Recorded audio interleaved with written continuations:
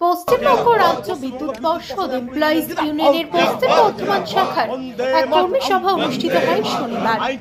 দুর্গাপুরের স্কন্দপুরের বিধান ভবনে এই কর্মী সভার আয়োজন করা হয়।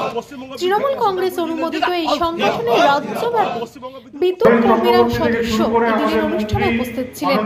এছাড়া এদিনের অনুষ্ঠানে অতিথি হিসেবে উপস্থিত ছিলেন পশ্চিম বর্ধমান জেলা তৃণমূল কংগ্রেসের সভাপতি নরেন্দ্রনাথ চক্রবর্তী, জেলা তৃণমূল শ্রমিক সংগঠন আইএনটিটিউসির সভাপতি অভিজিৎ ঘটক সহ অন্যান্য শীর্ষস্থানীয় নেতৃত্বরা।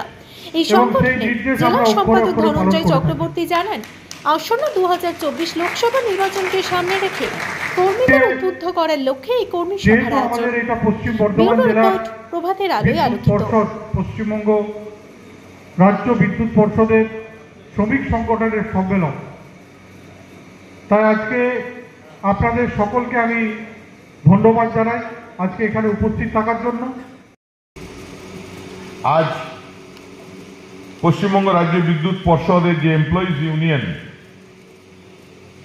তার এই সাংগঠনিক কর্মী সভায় এসে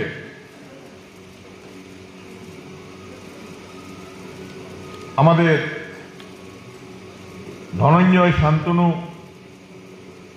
আমি আলময়ের নামটা বলতে ভুলে গেছি, আলময় ঘড়ই আছে আমাদের, আমাদের ডিপিএল এর ওয়ার্কার্স ইউনিয়নের জিএস আলমের পিছনে বসে আছে বলে বুঝতে পারিনি, সরি।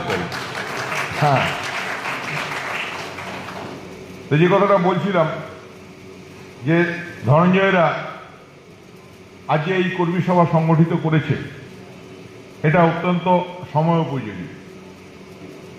কারণ এই একটা সময় সারা ভারতবর্ষে শ্রমিকদের উপর একটা অত্যাচার চলছে।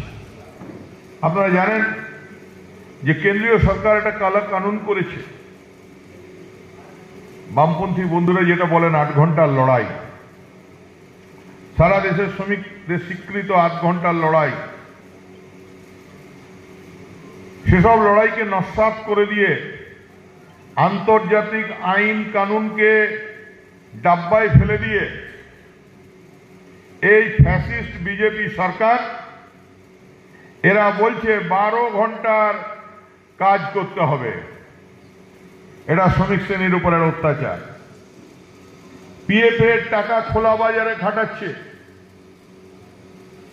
গ্র্যাচুইটির টাকা আটকে রাখছে। এভাবে সারা দেশের শ্রমিক সংগঠনকে শ্রমিকদের উপর একটা অত্যাচারের রোলা চালাচ্ছে। আমাদের যে ইলেকট্রিসিটি বোর্ডের যে ইউনিয়ন, বিদ্যুৎ পর্ষদের যে এমপ্লয়িজ ইউনিয়ন, এরা পশ্চিমবঙ্গে, আমি যে ইউনিয়ন করি, ট্রেড ইউনিয়ন করি, যার সঙ্গে আমি জড়িত, আমার উত্থান যেখান থেকে কয়লা খাদান শ্রমিক কংগ্রেস, আমরা এই মুহূর্তে রাজ্যের সর্ববৃহৎ শ্রম সংগঠন। তারপরেই যাদের 36,000 সদস্য সংখ্যা, সেই বিদ্যুৎ পর্ষদের ইউনিয়নের মেম্বার হলেন আপনারা। আমি যে ইউনিয়ন করি, আমাদের একটা সীমাবদ্ধতা আছে শুধু খনি অঞ্চলের মধ্যে, কিন্তু আপনাদের লড়াই সারা বাংলা, দার্জিলিং থেকে সুন্দরবন, আপনারা প্রত্যেকটা জায়গায় জানের ঝুঁকি নিয়ে প্রতিটা মানুষকে এসেন্সিয়াল সার্ভিস, আপনারা মানুষকে বিদ্যুৎ পৌঁছে দিচ্ছেন। আপনাদের এই লড়াইকে মমতা বন্দ্যোপাধ্যায় স্বীকৃতি দিয়েছে। আজ এই এমপ্লয়িজ ইউনিয়নের লড়াই থেকে উঠে আসা বিভিন্ন দাবি সনদ নিয়ে আলোচনা হয়েছে। আমাদের রাজ্য সভাপতি মাননীয় ঋতব্রত বন্দ্যোপাধ্যায় মহাশয় এ নিয়ে যেভাবে আমাদের সেন্ট্রাল কমিটি, কোর কমিটিতে আলোচনা হয়েছে, এবং সেই সঙ্গে এই দাবি সনদ মাননীয় মন্ত্রীর সঙ্গে আলোচনা করার প্রস্তুতি নেওয়া হচ্ছে। আচ্ছা, আজকে আমরা পশ্চিম বর্ধমান যে জেলায় রাজ্য বিদ্যুৎ পরিষদের যে ইউনিট রয়েছে, আমরা সারা পশ্চিমবঙ্গ ওয়াইজই আমার ইউনিটটা চলে। তা আমরা পশ্চিম বর্ধমান জেলার থেকে আমরা একটা সংগঠন কর্মীদের নিয়ে কর্মী সভা করেছিলাম।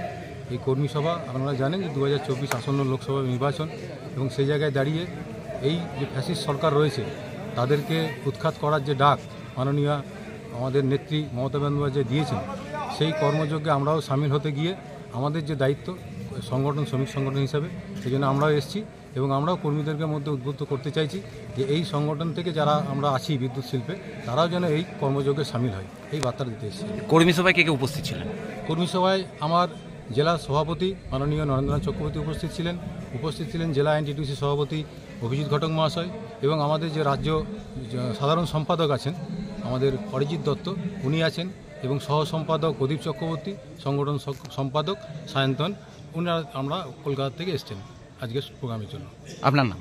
আমার নাম ধনঞ্জয় চক্রবর্তী, জেলা সম্পাদক আমার পশ্চিম বর্ধমান জেলা কমিটি।